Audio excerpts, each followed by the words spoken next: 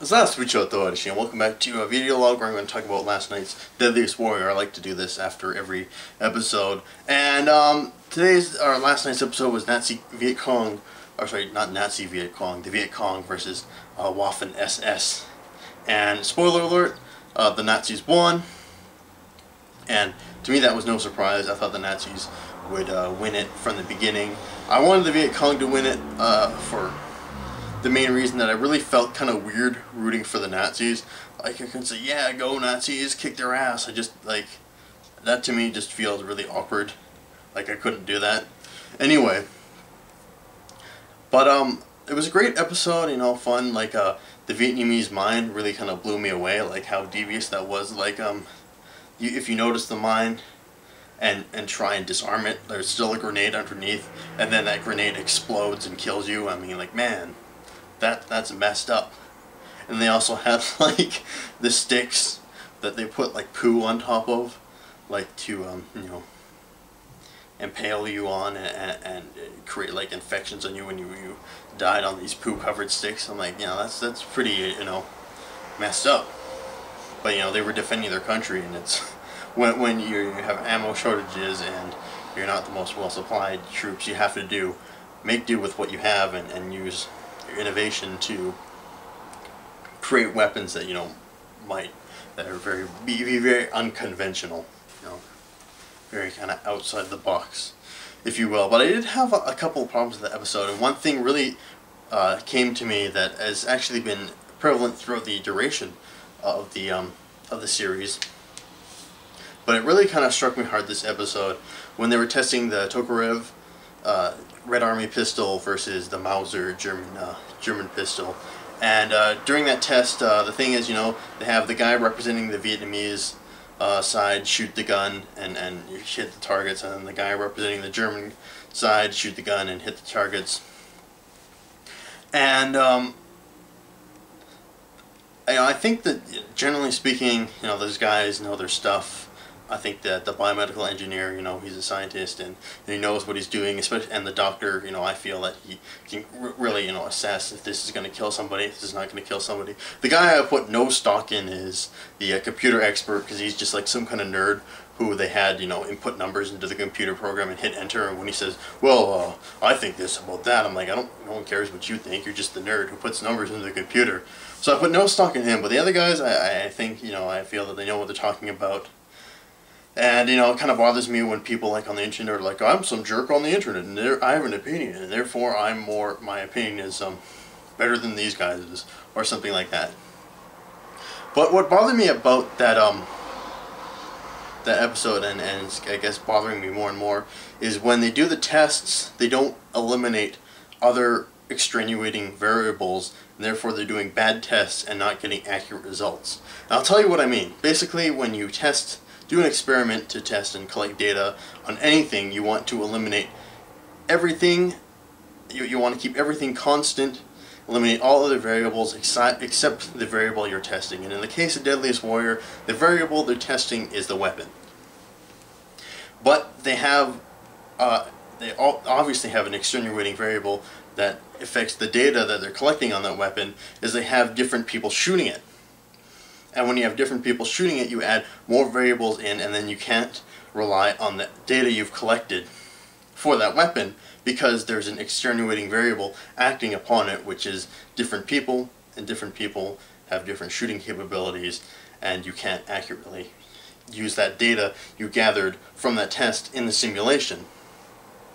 And I've always wondered why they don't have just the same guy shoot both guns to really get, you know, an accurate reading on what both guns are capable of.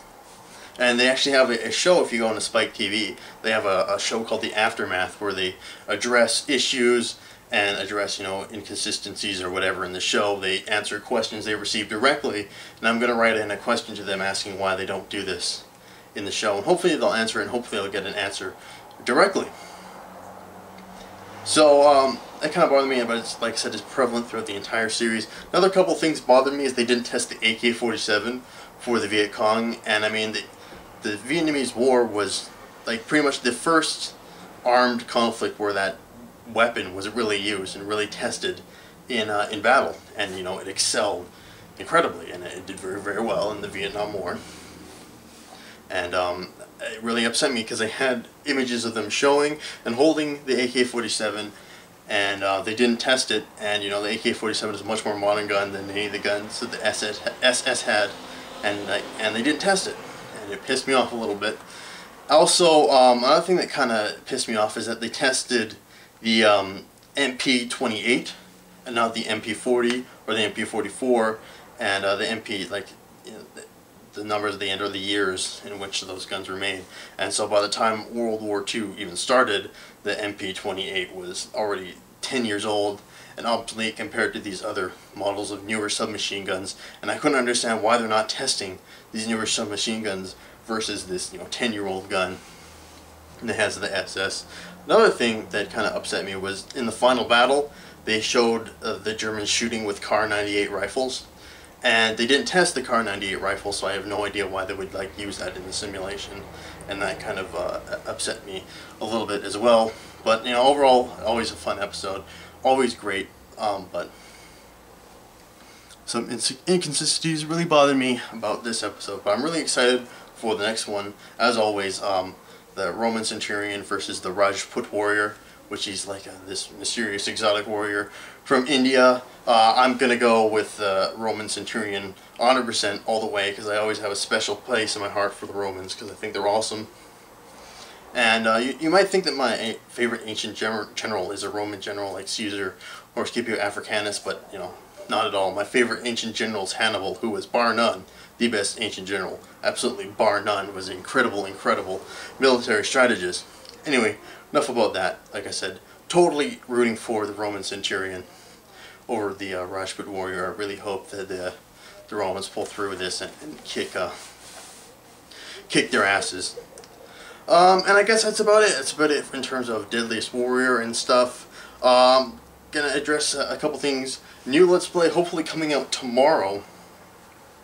I hope that you guys will be excited for this one. Basically, it's I'll give you a hint that it's an old Let's Play returning in a new form.